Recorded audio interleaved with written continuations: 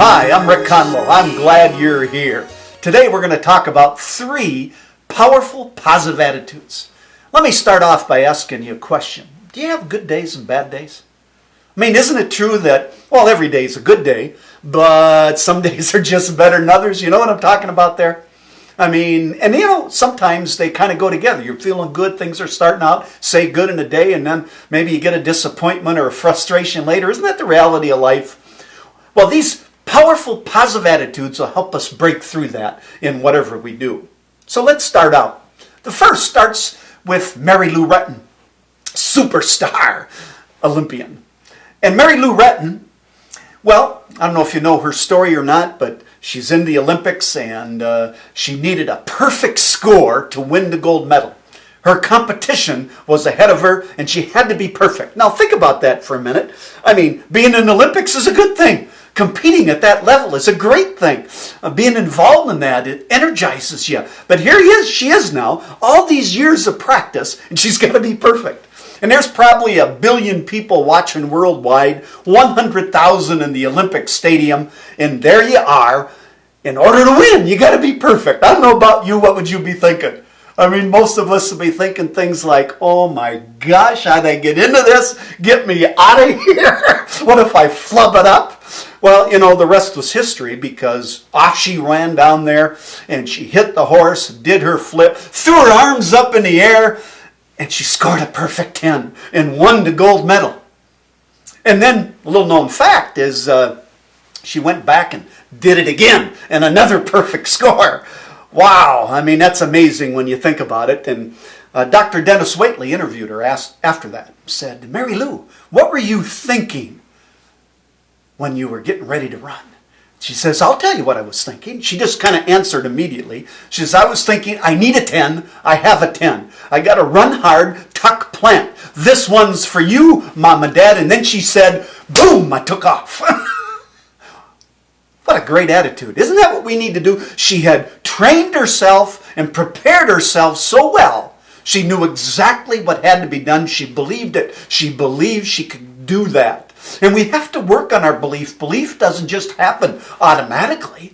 It grows with preparation and rehearsal and practice and renewing our minds with good, positive things that we need to be thinking about rather than all the things that could go wrong. You know, it's kind of the worry and anxiety kind of focus that happens to a lot of us. So that's what she did. See, she knew her goal. She had a plan. She had to run hard, tuck, plant. She dedicated it to others. It wasn't just about her. Oh, I'm going to get on the Wheaties box and everybody's going to love me and I'll make millions of dollars. What she was concerned about was her family. This one's for you, Mom and Dad. The people that supported her. The people that helped her. The people around her. In leadership, that's your team. If you're not the leader, it's your coworkers, it's your peers, it's your family that are around you. She dedicated it to them, not just the selfish desire. And then what did she do? Boom, she took action. That's what belief is all about. That's the first positive attitude that we need to have. Wouldn't you agree? That can help us get through those tough spots. The second one comes from John Wooden, superstar basketball coach. His teams at UCLA won 10 NCAA championships in 12 seasons. That's unheard of. Wherever you're from, that'd be like your football team in your community winning the Super Bowl 10 years out of 12. Nobody's ever done that. It's hard just to win 2 in a row. But his teams won 10 out of 12. And I remember reading a book and seeing some video about him, and what the behavioral scientists wanted to figure out is how could a coach be so good? And what they found out is he was 99% positive. Wow, think about that.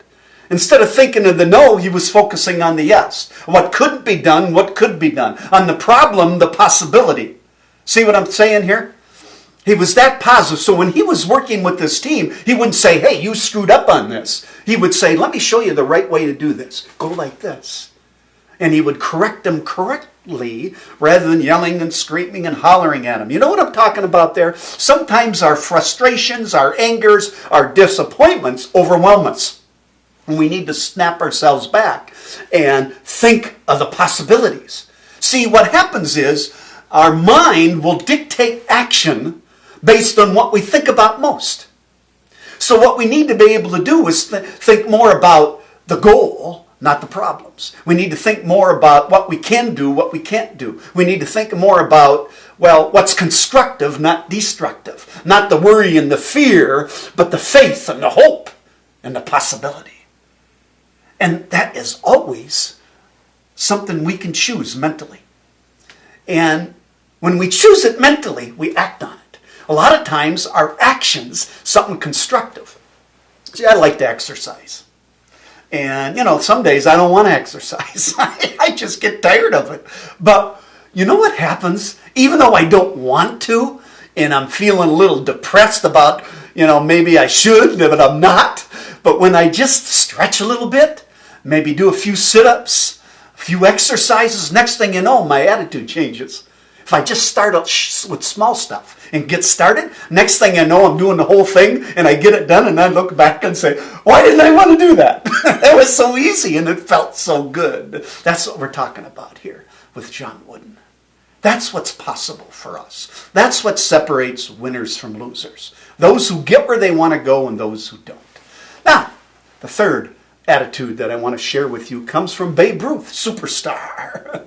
I don't know if you know the story about Babe Ruth. Near the end of his career, he was traded from the New York Yankees to the Boston Braves. Why? Because this aging star's skills weren't quite what they were in the past, so they trade him off. And he was in a game when the Braves were playing the Reds. And Babe Ruth was in the outfield, and he made enough errors to allow 5 Cincinnati Red runs to score. And the crowd was booing him. And at the end of the inning, as he was slowly jogging off the field, the noise got louder and louder. The boos were ruthless. And the noise was shaking the stadium. They were even throwing things at him and maybe saying a lot of unkind words. And as he reached the dugout, this negative noise just reverberated throughout the stadium. Suddenly, a little boy jumped out of the stands. With tears in his eyes, he ran up to the Bambino, his hero, and grabbed him around his spindly legs and gave him a great big hug. Babe Ruth bent over, picked the boy up, smiled at him, said some nice words to him, wiped his tears away, patted him on the head, and helped him back into the stands. While Babe Ruth did this, the crowd got quiet. They realized that here was a guy that was having a lousy day. And everybody was on his case. And what did he do? He cared about a little boy. They realized that now it wasn't his past glorious successes and home runs that mattered, nor even his present dismal failures. In spite of what was going on and all the problems he was having, he cared. I don't know about you, that's a great attitude to have in life. Because you know what? As human beings, we're not isolated from the world. We are social beings, and we're always connected to somebody in the things we want to do. And if we care for others, it's amazing how we may find they help us in what we want to get done. Samuel Smiles said that it's an amazing fact in life. When we help others, we help ourselves. We don't do any of this alone. If you want to achieve the dream, you got to have a team, and that's the people around you. And that's what this attitude is all about. I think you'd agree with me that it's important to believe in yourself. Know your goal. Got a 10, and I'm going to get to 10. And that it's important to work at being positive. Focusing on what we can do. The potential, not the issues. And then caring for the people around us. And they'll help us get where we want to go. It helps us in the down times so we can have more up times. It helps us be all we can be. Let me share this in closing with you. It's called Life's Divinity, and I also like to add, and possibility. See, every breath we have in life is a gift from God. It's precious. Every moment in life is precious. Every hour we're engaged in His life can be like a lifetime of what we can do and achieve. Every day is an eternity. Every thought and deed etched in the annals of time. Every choice immortalized. And these 3 powerful, positive attitudes are a choice. They're a gift that all we have to do is take by saying yes. Thank you for coming. I wish you the best of success.